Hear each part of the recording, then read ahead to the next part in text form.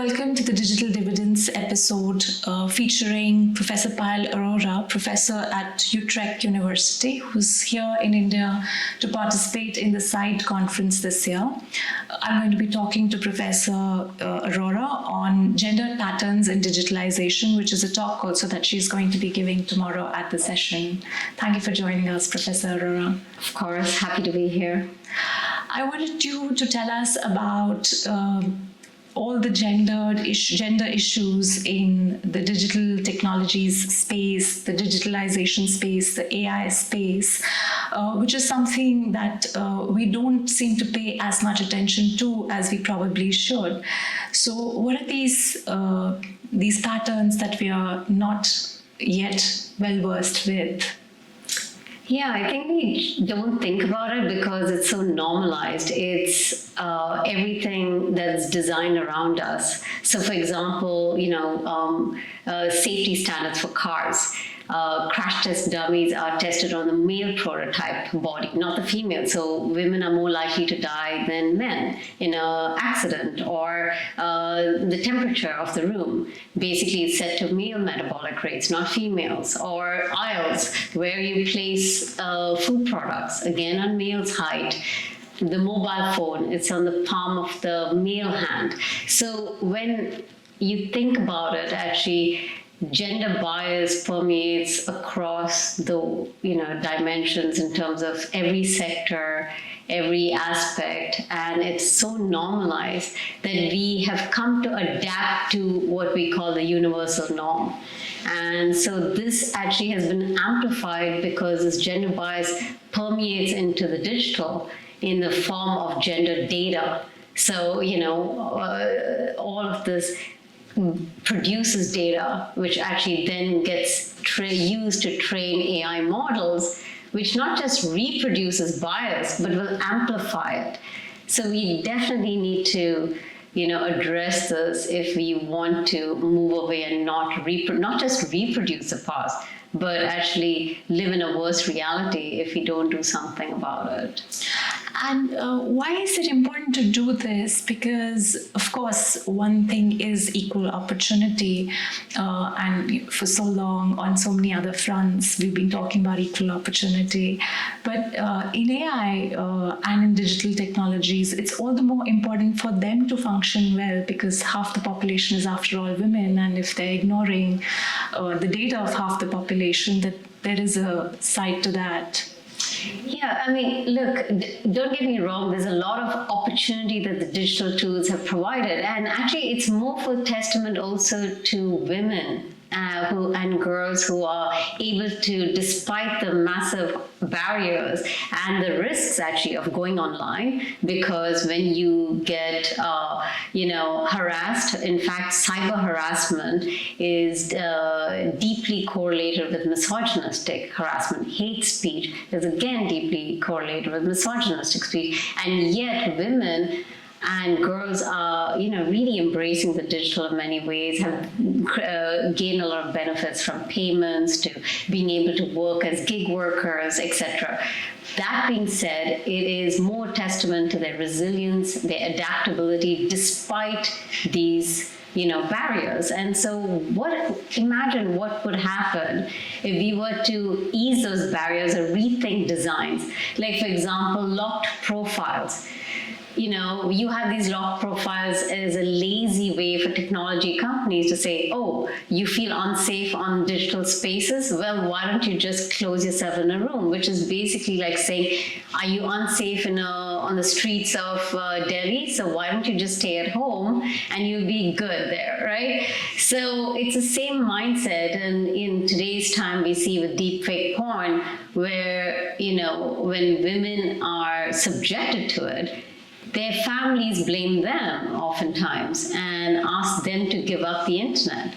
So the consequences are being, felt disproportionately on the very victims of these, digital tools. So, so obviously it's also demands a cultural shift and not just a design shift in the way we approach these problems.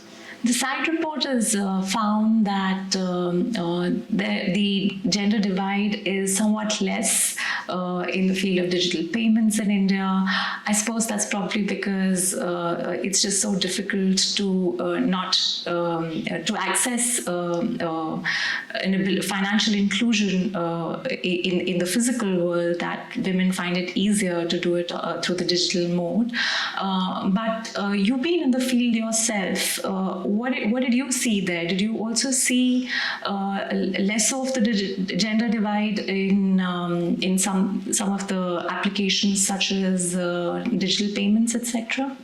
Yeah, so, we actually, I have a lab called Inclusive AI Lab, and we got this major multi-year project and grant a month right after COVID, and we had to do field work in India and Bangladesh and Kenya. And so it was basically focusing on women workers and using digital tools across different sectors, these gig workers, the informal sector, which is, by the way, the majority of women's work is in the informal sector. And so the digital did really enable them and formalize what has been extraordinarily precarious conditions and context. So, and also gave them a sense of respect. For example, salon workers, they could call themselves partners, and they were actually invested in. They were not servants, right? And so they felt proud about what they did. And then they were also treated professionally.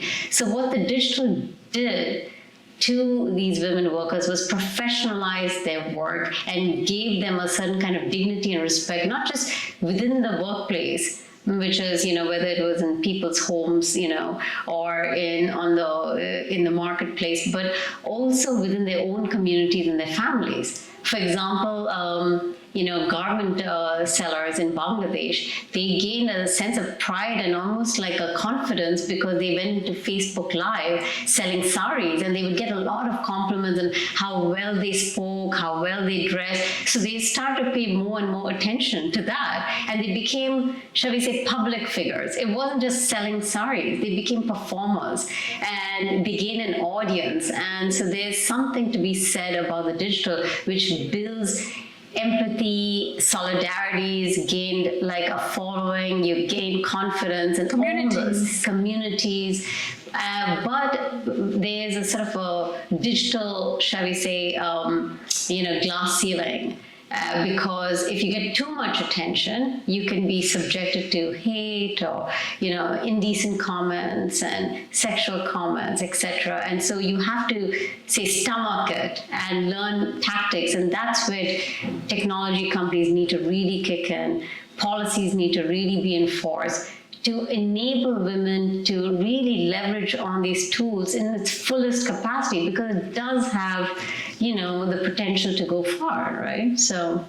And what are the trends? What's your experience? What are the trends in policy making and in the way big tech companies are, without the policymaker nudging them? How are they looking at some of these issues?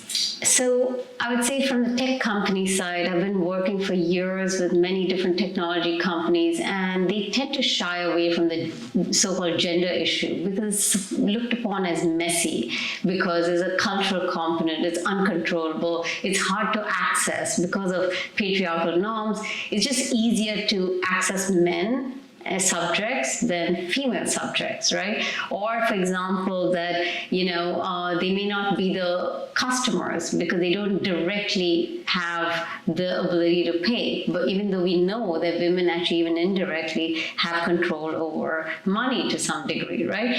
So, there's all these factors that dissuades them from taking it seriously, even though that's half the world's population. And so they feel, and there's not just tech companies, right? We're talking about like the medical field. 75% of clinical trials take place on male subjects because they're considered stable and not problematic. Neutral is the language, because women menstruate and are inconveniently pregnant, right? But this results in just poor quality data and solutions that don't work for half the world, or in fact can also be damaging, right? So this is just not acceptable. And I think part of it is, yes, we nod to it, but I don't think there's serious enforcement or design thinking, which actually is not about protecting in terms of, oh, why don't you go behind your profile, or why don't you just do less of it online, or but actually coming up with out of the box and also putting the burden on the perpetrators. I think that is something which really needs to happen. And if we can do that and shift the focus to those that actually create these spaces as harmful, then everybody can enjoy it, because we need everyone to be, optimizing these tools for their livelihoods. And we need to think collectively about what the future of our systems can look like with these new innovations like AI, right?